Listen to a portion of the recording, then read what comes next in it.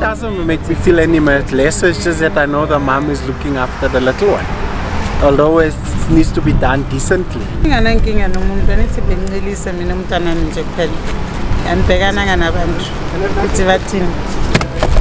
The one incident was when my sister did it in like we were in some office, and the people in the office, they went crazy.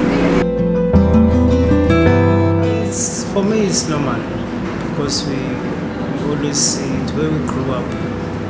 Even our parents, when we cry, when we need to breastfeed, and we just do it in public. I think from her experience, I knew for a fact that not to do that in public, so I've never done that in public. Breastfeeding in public should be allowed because it's what the child needs. When you're eating in public, the child is also eating when the mother breastfeeds in public.